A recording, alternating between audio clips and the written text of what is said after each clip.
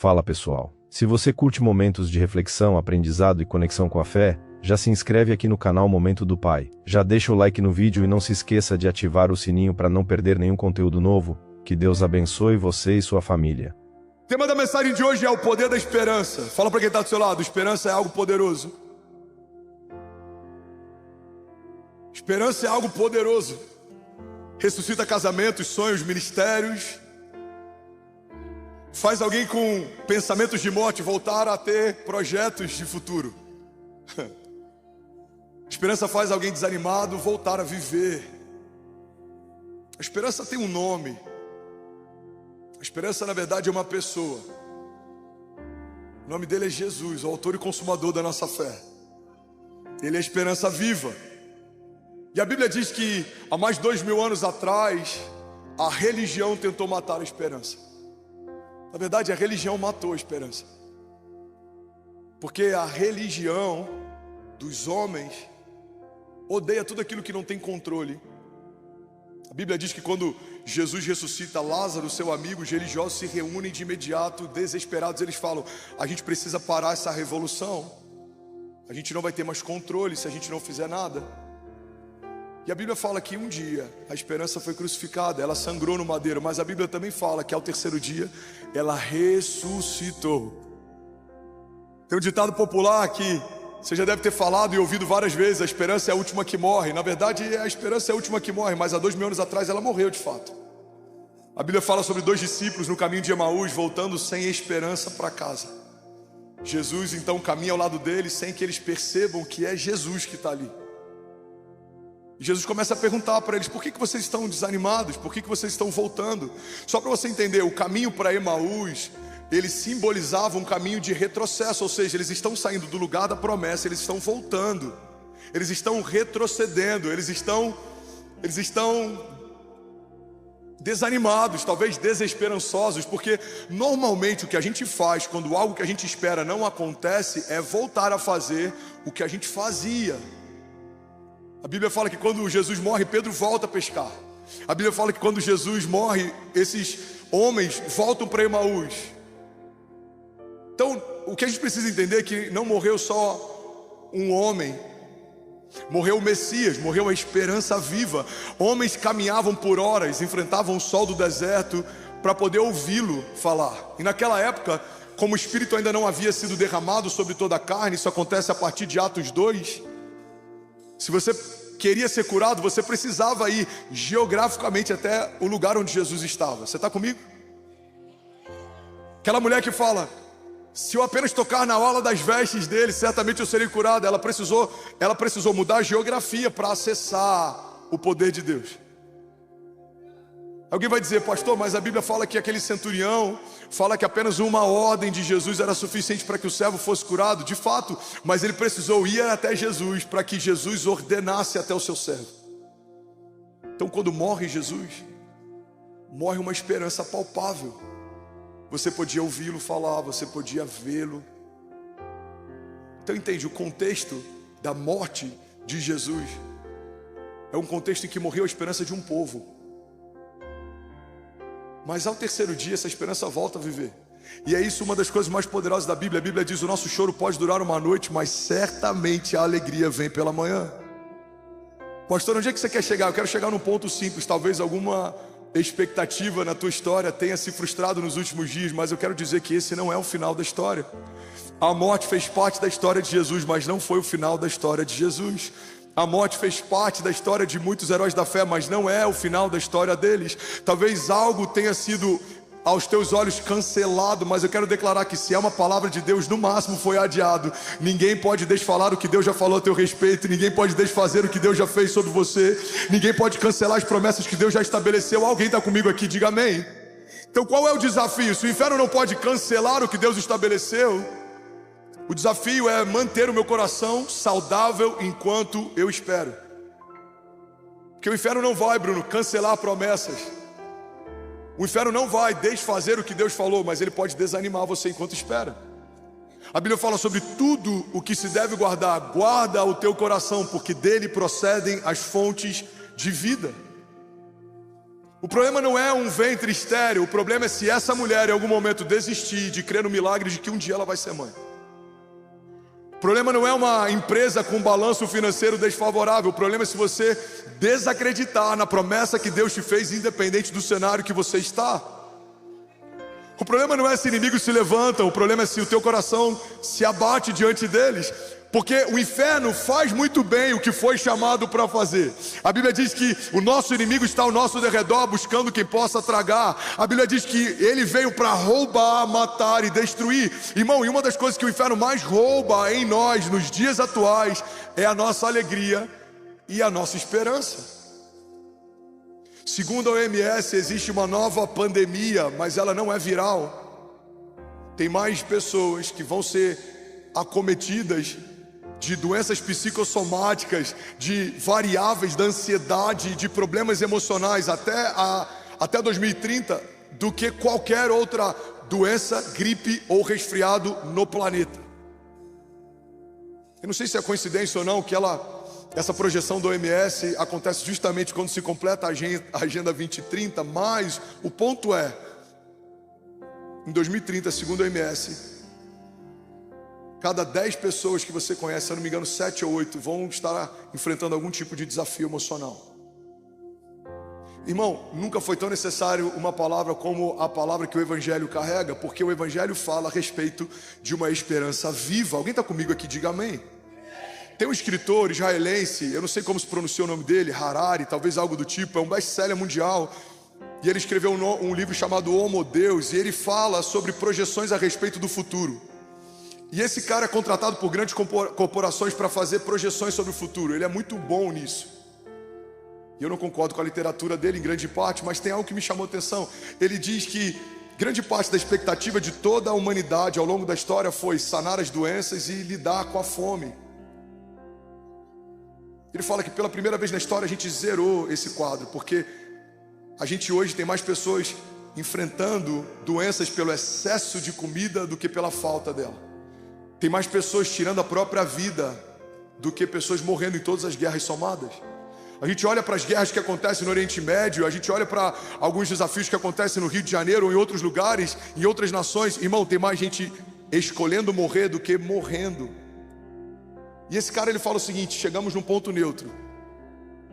E existe agora uma nova expectativa para o futuro. E ele fala que toda a corrida da humanidade vai ser em busca de felicidade, divindade e eternidade.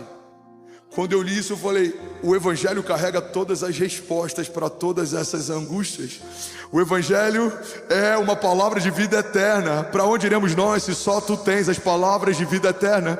O Evangelho é o que nos gera felicidade, porque felizes são, o Sermão do Monte é felizes são os pacificadores, felizes são, bem-aventurados são. A palavra de Deus diz: o homem que teme ao Senhor será feliz e próspero em tudo que ele fizer.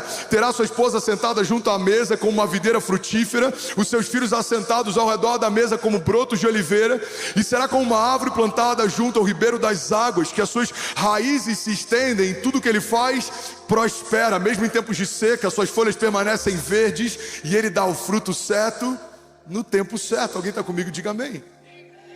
Então entenda algo, irmão, que o mundo está em busca. Se você crer em Jesus, você já encontrou. Eu tenho uma boa notícia para você: aquilo que a tua alma ansiava e procurava em vários lugares, você encontrou. Aquilo que a gente procurou em pessoas, em bebidas, em vícios, em ambientes, eu quero declarar em nome de Jesus: você encontrou. Na verdade, Jesus encontrou você. Você estava como aquele homem ferido no meio do caminho, mas um bom samaritano te encontrou no meio do caminho. Ele pagou a nossa dívida, ele derramou sobre você um óleo novo. Alguém está comigo aqui nessa manhã, em nome de Jesus? Eu vim aqui declarar que a esperança que nós carregamos, ela não vai ser roubada. A esperança e em quem nós ancoramos a nossa expectativa não vai ser transicionada. Não deixaremos de esperar em Jesus para esperar em homens, em relacionamentos. Mulheres, olha para mim, tem muita mulher frustrada porque está esperando que o outro preencha em si algo que só Deus pode preencher. Não é um homem que vai preencher o teu vazio, é Jesus que vai fazer isso por você. Homens, olhem para mim, tem muito casamento que tinha tudo para ser extraordinário e não está durando muito, porque duas pessoas incompletas estão esperando que o outro complete a si. Na verdade, o casamento não é uma resposta para que ninguém complete o teu vazio. Casamento é uma decisão em que duas pessoas completas decidem transbordar um homem que sabe quem é e o que carrega, enquanto uma mulher que sabe quem é e o que carrega, e decidem transbordar. Alguém está comigo? Diga amém. A gente coloca expectativa em coisas, em lugares, em conquistas. Estava esses dias conversando com alguém, eu não lembro quem era, e ele disse: pastor, eu nunca vi, pode existir, mas eu nunca vi uma notícia de um morador de rua que tirou a própria vida. Mas a gente ouve o tempo inteiro notícias de milionários que tiraram a própria vida. Durante a pandemia, bilionários tiraram a própria vida porque se tornaram milionários. E ele falou: você já parou para perceber isso? E eu fiquei pensativo com aquilo, porque de fato, algumas das notícias que eu já ouvi e me abateram são a respeito de pessoas que do lado de fora a gente olhava e eles conquistaram tudo que a gente acha que preencheria o vazio de alguém. Mas, irmão, guarda isso aqui em nome de Jesus. Quando você alcança o sucesso que um dia você achou que te preencheria, e você percebe que ele não mudou nada no teu vazio, isso gera uma angústia absurda. Tem gente que não consegue conviver. Não existe nada pior do que o vazio de uma vida sem propósito. Você não foi chamado para viver uma vida qualquer. Você não foi chamado para ter conquistas qualquer. Pastor, você está falando que eu não tenho que conquistar? Não, você tem que conquistar todas as coisas que o Senhor preparou para você. Você tem que ser o melhor profissional, você tem que prosperar. Você pode todas as coisas naquele que te fortalece. Mas a gente precisa entender que não é isso que vai preencher o nosso vazio. Isso é só o transbordo porque a gente está cheio. Não é porque você vai conquistar que você vai se sentir bem. Não, você se sente bem. Jesus encheu você, você foi preenchido, você foi sarado. E porque você caminha em plenitude, todas essas coisas lhe serão acrescentadas. Você não vai fazer força, as portas vão se abrir, coisas vão acontecer, o Senhor vai te favorecer. Uma das coisas que a gente mais vê acontecendo a partir de o favor de Deus é homens improváveis sendo colocados em lugares altos. A Bíblia diz que aquele que é fiel no pouco, sobre o muito será colocado. Alguém está comigo aqui? Diga amém. Então existe uma esperança viva, e é ela que a gente precisa perseguir. Quem é essa esperança? Se chama Jesus, o autor e consumador da nossa fé, o leão da tribo de Judá, o Deus da nossa provisão, o Deus da nossa salvação.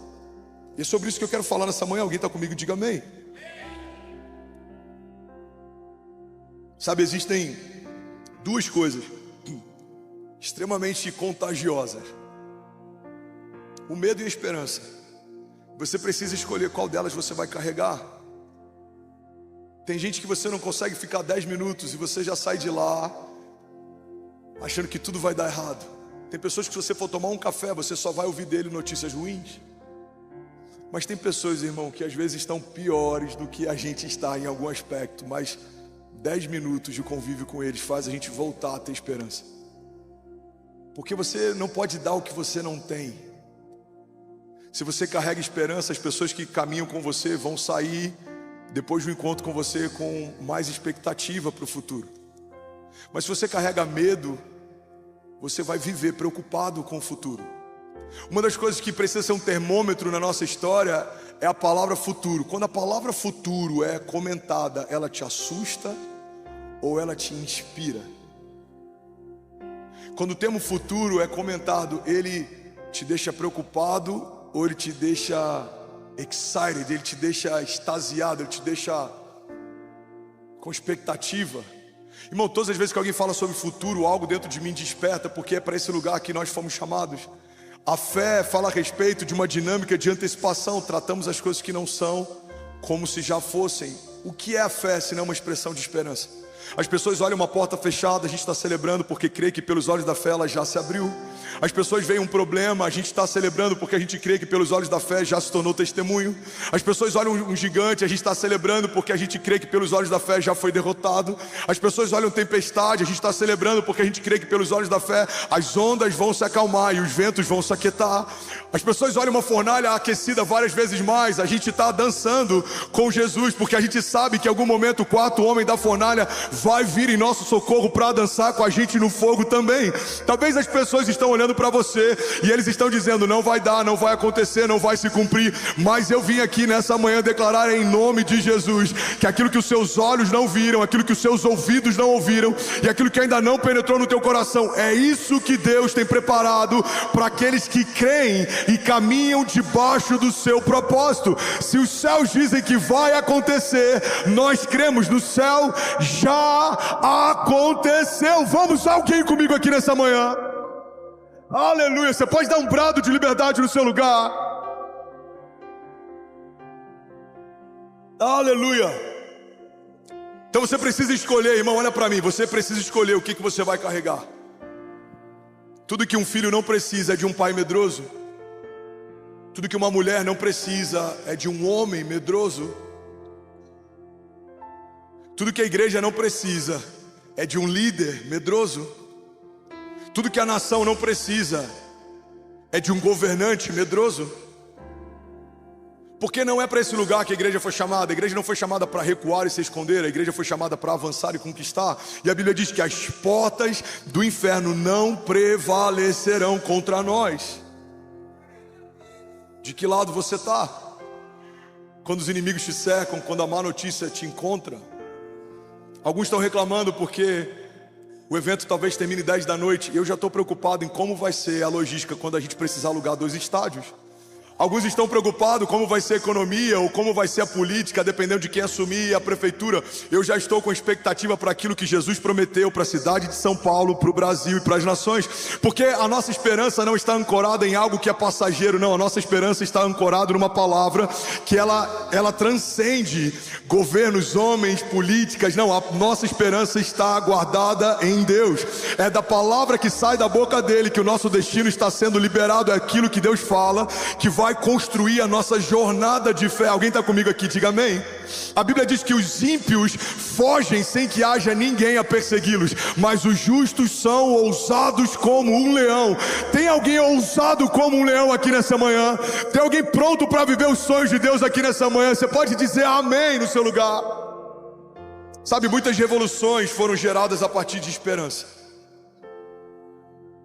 Muitas revoluções nesse último século foram geradas através de esperança. Em 1963, milhares de pessoas se reuniram numa marcha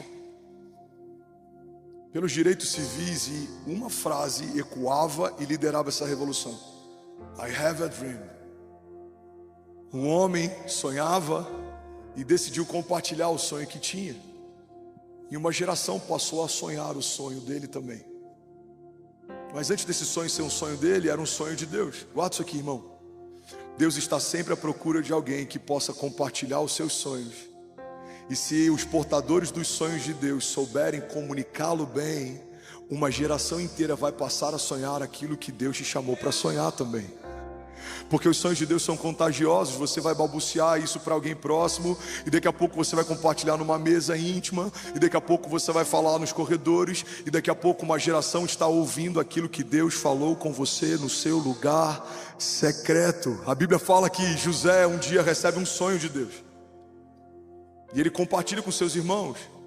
E a Bíblia diz que os irmãos de José passam a odiá-lo ainda mais. Sonhadores, olhem para mim, guarda isso aqui. Os seus sonhos vão gerar resistência. Os seus sonhos vão gerar perseguição. Os seus sonhos vão gerar denúncia. Porque todas as vezes que alguém está sonhando um sonho de Deus, denuncia alguém que está sonhando um sonho sobre si. Você está sonhando uma cidade, alguém está sonhando a sua própria casa. Você está sonhando uma geração, alguém está sonhando os seus próprios sonhos.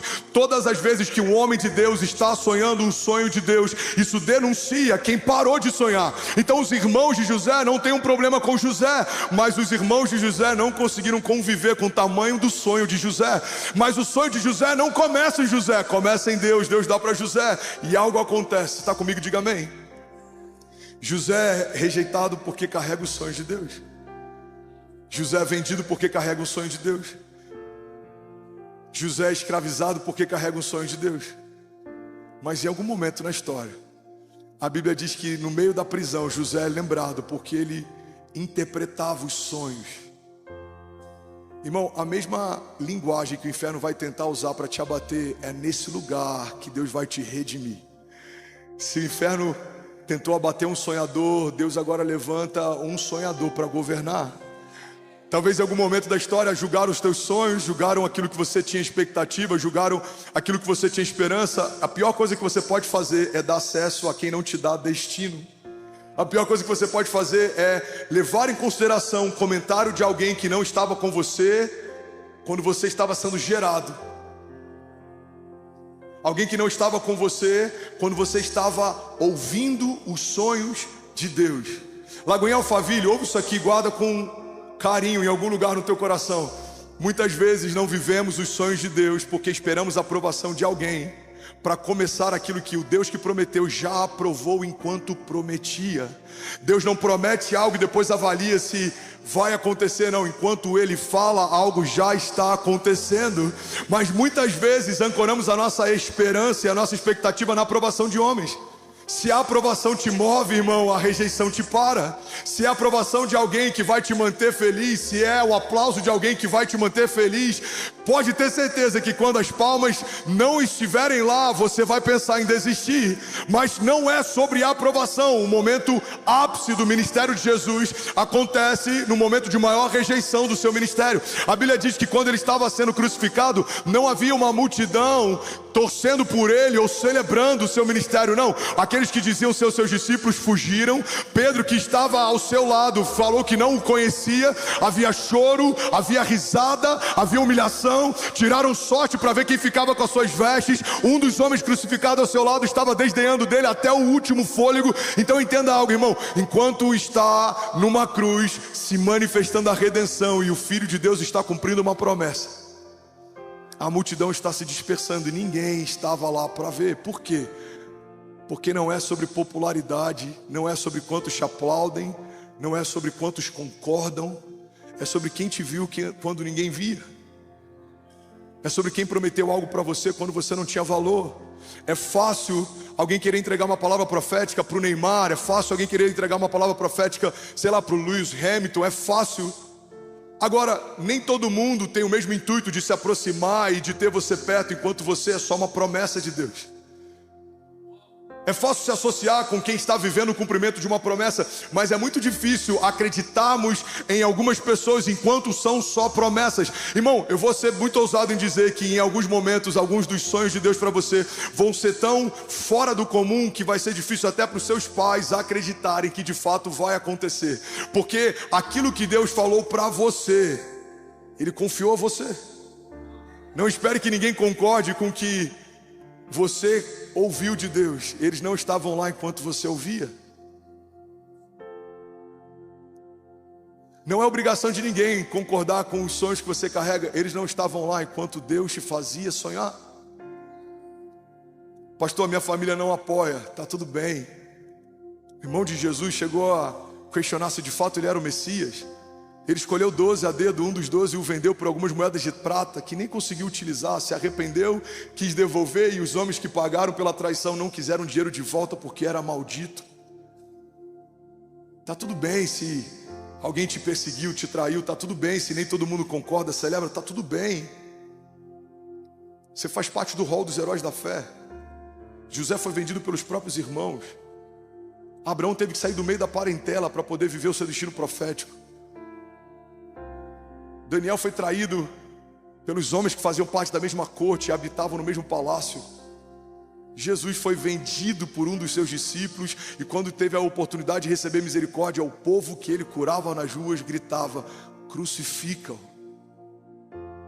Agora, não está tudo bem se você abrir mão da esperança que você carrega, porque ninguém vai poder sonhar por você.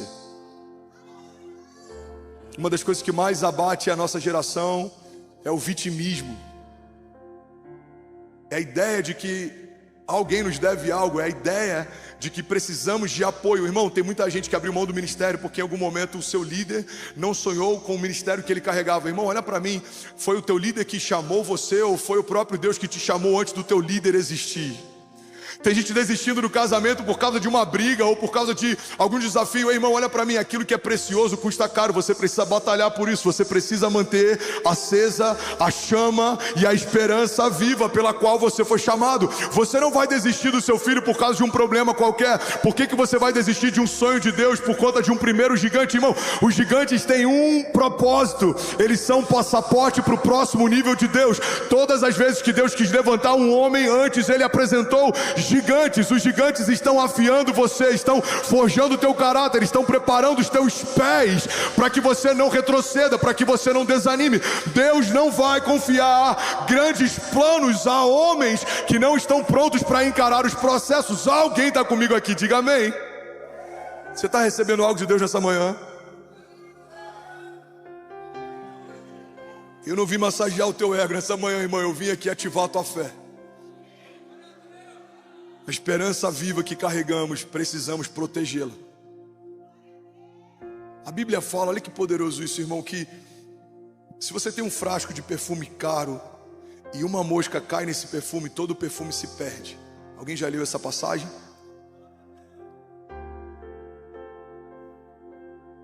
Os vitimistas vão dizer, a culpa não é minha, a mosca que quis cair ali. Mas homens de Deus vão reconhecer, só caiu algo que contaminou o meu bom perfume, porque eu deixei de tampá-lo. Só pode contaminar o teu coração se você tiver alguma brecha ou acesso para que contamine. Só consegue roubar a tua alegria se você der alguma brecha ou acesso para que alguém roube. Muitas vezes sentamos em mesas que não deveríamos sentar, ouvimos conselhos de quem não deveríamos ouvir, nos cercamos de pessoas que não deveríamos nos cercar. A Bíblia fala que feliz é aquele que não anda segundo os conselhos dos ímpios. Igreja, olha para mim. O que mantém a nossa esperança de pé é ouvir a palavra de Deus. O que você precisa? É ouvir um pastor? Depende. Se esse pastor fala sobre a palavra de Deus, isso pode te ajudar. Mas tem muitos pastores que de vez em quando pincelam a palavra de Deus só para trazer algum tipo de... Como é que eu vou dizer? Trazer um ar religioso para pregações que são muito mais palestras do que mensagens. Eu vim aqui para declarar em nome de Jesus: a esperança viva que você carrega tem um nome. Você não depende de homens, de líderes, de cenários. Você não depende de promessas políticas. Você não depende da economia, da geografia. Deus pode fazer com o homem mais simples, no lugar mais pobre, porque nunca foi sobre o lugar ou sobre o homem, sempre foi sobre o Deus que decidiu levantar alguém. Quando Deus decide levantar alguém, não há quem possa impedir o seu agir. A palavra de Deus diz: se Deus é por nós, quem será contra nós? Davi não foi lembrado nem pelo seu pai para ser chamado naquele dia em que a unção seria derramado sobre um dos seus filhos. O profeta chega para o pai de Davi e fala: são esses os filhos? Estão todos aqui? Não, tem um. Eu fico imaginando na cabeça dele, ele pensando: tem uma, com certeza não é quem você procura. Tem um pequeno franzino, está no meio das malhadas, ele está pastoreando as ovelhas. O profeta fala: manda chamar. E quando chega Davi, é esse a quem Deus escolheu ungir. É possível, irmão, Deus carregar sonhos para você que talvez nem os seus pais sonhariam. É possível Deus te chamar para viver coisas que talvez nem você te chamaria. Irmão, com muito temor eu falo: se eu fizesse parte do RH dos céus, jamais eu teria aprovado a minha ficha para estar no lugar onde eu estou. Fico imaginando a ficha: André Fernandes, pastor dessa igreja? Não é possível. Não, mas onde esse menino estava em 2000? Não tem como. Aqui, isso aqui não tem como, vai para repescagem. Se você fosse líder do RH do céu, você não teria chancelado as promessas que Deus te fez. Mas por que Deus promete coisas tão grandes para homens tão falhos? Porque não tem a ver sobre você, tem a ver sobre a promessa que você carrega. Quanto mais improvável é, mais glorioso se torna o seu testemunho, porque as pessoas vão reconhecer: cara, não tinha como ele viver o que ele está vivendo, só Deus poderia fazer o que está fazendo. Quanto mais improvável o seu testemunho, mais Deus é glorificado. Alguém está comigo aqui nessa manhã? Vamos, já somos 25 mil famílias online, França, Angola e Canadá acabou de conectar. Vamos lá conhecer. Será que alguém nessa manhã pode fazer barulho? Aleluia! Aleluia! Aonde eu ancoro a minha esperança? Alguns ancoram no histórico. Por isso vemos tantas pessoas velhas de igreja frustradas quando veem jovens vivendo os sonhos de Deus. Não é possível que alguém com 5 anos de conversão esteja vivendo o que eu não estou vivendo 20 anos na igreja. Pois é, aquilo que você vai viver não está chancelado pelo seu currículo gospel ou pelo seu histórico, não é pela história passada, é pela esperança viva. Conheço caras extraordinários que têm mais teologia, mais história, mais tempo de igreja, mas em algum momento ancoraram a sua expectativa mais num sistema religioso do que em uma promessa de Deus. Ainda estão esperando que alguém no sistema os veja, ainda estão esperando que alguém no sistema os levante. Irmão, você não depende de nenhum sistema, muito menos do religioso. Você só depende de uma palavra. Jesus escolhe homens que o sistema não escolheria. Jesus era uma falha no sistema. Jesus era uma falha no sistema. O Filho de Deus não veio para a terra como os judeus esperavam que ele viesse. É por isso que gerou tanta frustração. O Filho de Deus vem como um homem comum, escolhe homens comuns, tem uma jornada comum, nasce num lugar comum, mas o que ele viveu em Deus foi algo inusual, sobrenatural, incomum, surreal. E é isso que Deus tem para você. Talvez a tua história seja uma história comum, a tua casa seja uma casa comum, a tua origem seja uma origem comum, o lugar onde você nasceu seja um lugar comum, mas Deus não te chamou para viver uma história comum. Deus é especialista em pegar coisas normais, naturais e transformá-las em uma jornada sobrenatural, para que a glória dele se manifeste através do seu testemunho, para que todos olhem e vejam que Deus ainda faz milagres, Deus ainda muda histórias. Alguém está comigo aqui em nome de Jesus? Diga amém. 1989, uma nova revolução foi gerada através de esperança. Eu tenho 7 minutos para acabar essa mensagem. Alguém consegue ouvir mais 7 minutos? Diga amém. Ainda bem que eu vim, Jesus. Onde é que você estava em 1989? Eu tinha 1 ano de idade e o muro que dividia a Alemanha estava sendo derrubado, porque uma esperança gerou uma revolução, e uma revolução afetou uma geração, e o mundo inteiro, conectado pela TV, assistia junto à queda de um muro que gerava a divisão de um povo. 1991, fim do apartheid. Uma nação se tornou palco de uma revolução que o mundo inteiro assistiu. Um homem que foi preso por muito tempo se torna o líder de uma revolução social, cultural, civil, que muda a história das nações. Agora, eu poderia ficar horas aqui falando de revoluções que foram geradas a partir de uma esperança, mas nenhuma delas se compara à revolução que o Evangelho gera. Porque o Evangelho não muda uma classe social, o Evangelho não muda uma nação, um país, o Evangelho não muda um conjunto de leis, o Evangelho muda a natureza de um homem, de escravo para filho. É por isso que o Evangelho nunca foi sobre melhorar quem somos. Irmão, olha para mim em nome de Jesus. Tem muita gente fazendo um desserviço em nome do Evangelho. Tem muita gente que acredita na ideia de que o Evangelho veio para melhorar você. Não, o Evangelho não veio para melhorar você. O Evangelho veio para transformar você. A palavra de Deus diz: transformai-vos pela renovação do vosso entendimento, para que possam experimentar qual é a boa, agradável e perfeita vontade de Deus. O Evangelho não veio para melhorar você. Você sabe o que melhora você? A academia melhora você. Um bom coach melhora você. Uma boa faculdade melhora você. Algum tipo de capacitação melhora você. Você era assim, agora está melhor. Mas o Evangelho veio para transformar você. Você era de um jeito, agora não é mais. Você era uma pessoa, agora não é mais. Irmão, uma das coisas que precisamos perseguir à medida que caminhamos com Deus é a seguinte frase de alguns amigos que te conheciam no passado: você está irreconhecível. E aí você vai dizer: sim, eu estou irreconhecível, porque morreu quem eu era e nasceu quem Deus sempre quis que eu fosse. Veja, Deus está fazendo uma coisa nova. Aleluia. Aleluia. Vamos agora em alguém comigo aqui, diga amém. Nunca foi sobre revolução social. Nunca foi sobre caridade. Nunca foi sobre sistema religioso.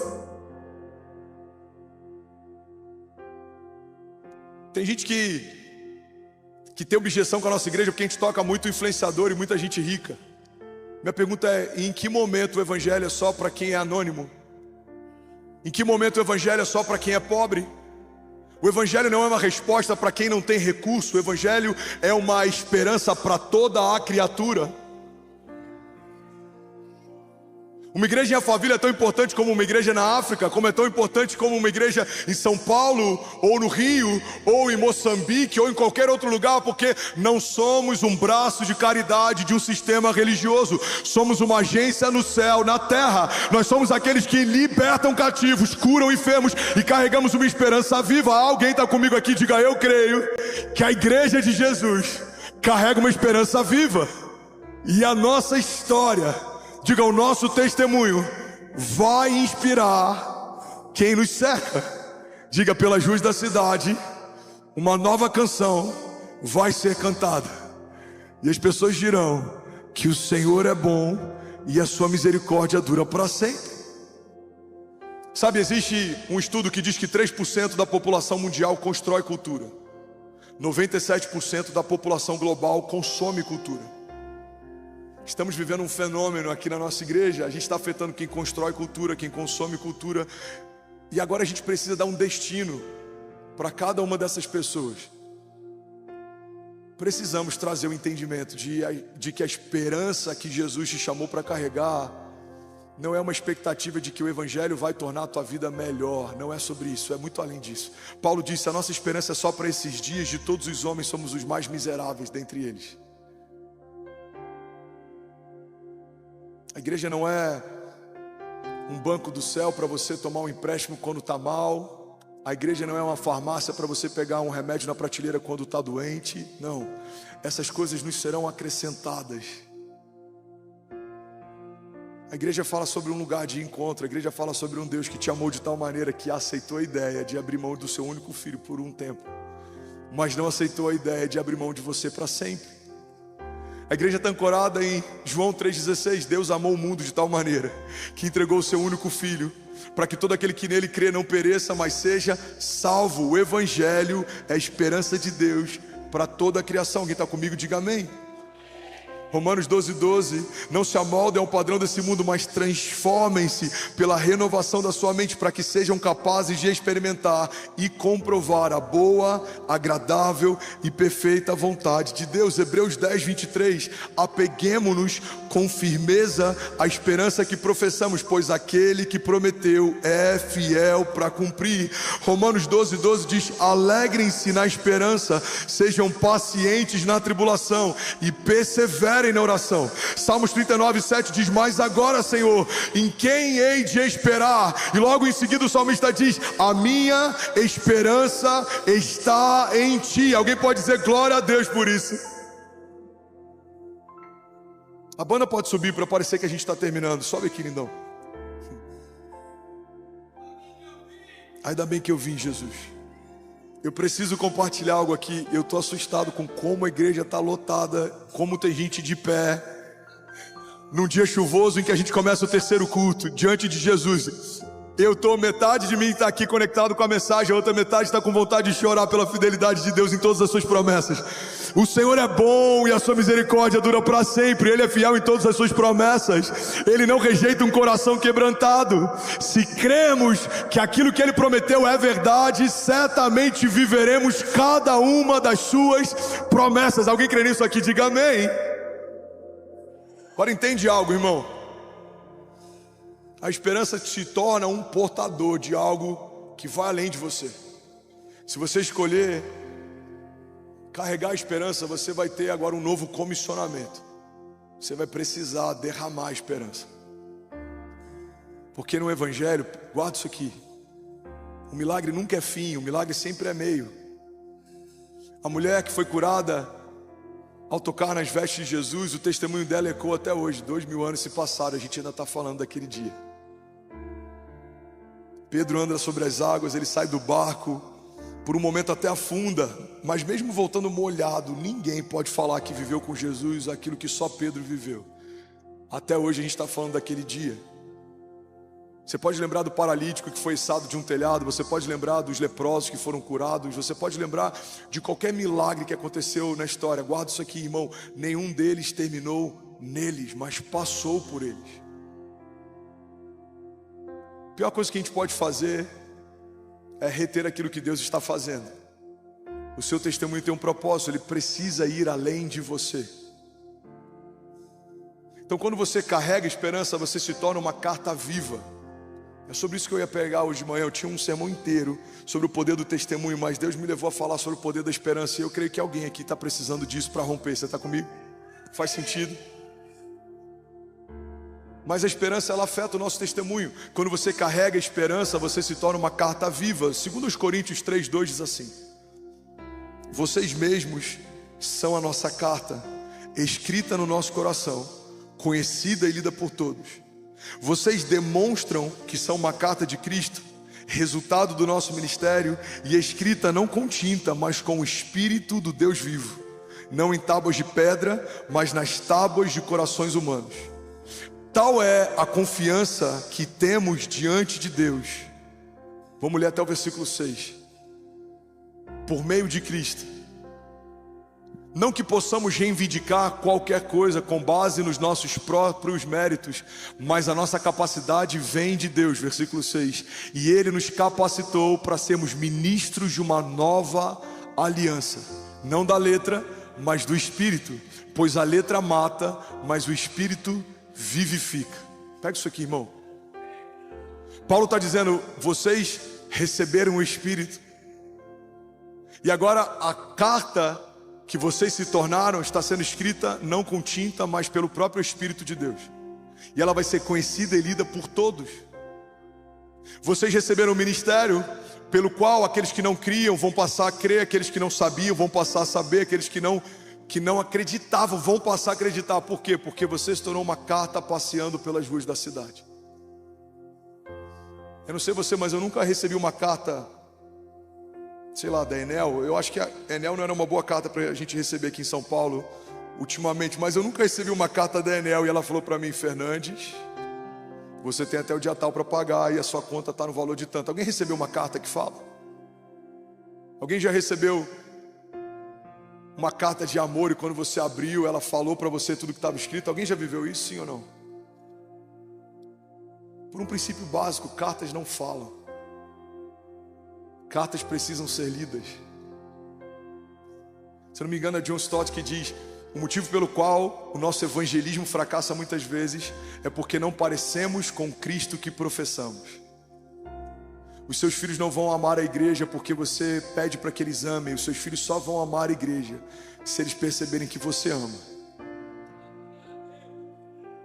Se você ainda acha que o Kids é um depósito de criança, um lugar onde você deixa o seu filho só para não ter dor de cabeça, você não entendeu nada.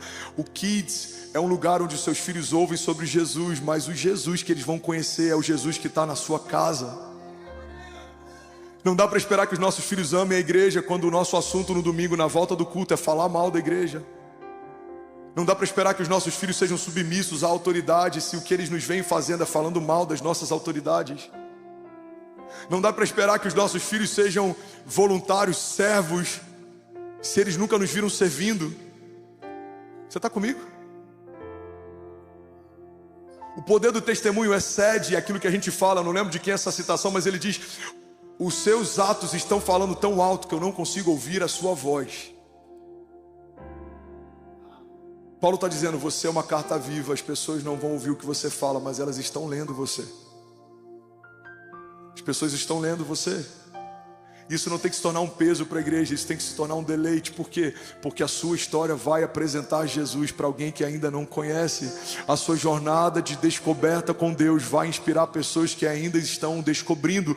Irmão, guarda isso aqui. Você não tem que encarar o testemunho como um peso, você tem que encarar isso como um deleite. A tua história vai ser tão poderosa em Deus que pessoas vão olhar para você e vão conhecer Jesus conhecendo a tua história. A Bíblia fala que aquela mulher que sangrava há anos, ela falava para si: se eu apenas tocar tocar na orla das vestes de Jesus, certamente eu serei sarada. E a Bíblia diz que ela se aproxima no meio da multidão e ela encosta nas vestes de Jesus e ela recebe cura. Mas a Bíblia não fala que ela tocou Jesus, a Bíblia fala que ela tocou algo que tocava Jesus, e esse é o poder do testemunho. Talvez alguém na tua família ainda não tenha um encontro com Jesus, mas ele pode encontrar Jesus encontrando você. Talvez alguém, os seus filhos, alguém na tua casa, talvez o teu marido, a tua esposa, pessoas na tua empresa ainda não tiveram um toque em Jesus, mas eles podem tocar Jesus quando tocarem você. E é isso que eu quero profetizar sobre você em nome de Jesus. Eu quero te convidar a ficar de pé, fechar os seus olhos, curvar a sua cabeça, e eu quero declarar, e algumas liberações que eu quero fazer nessa manhã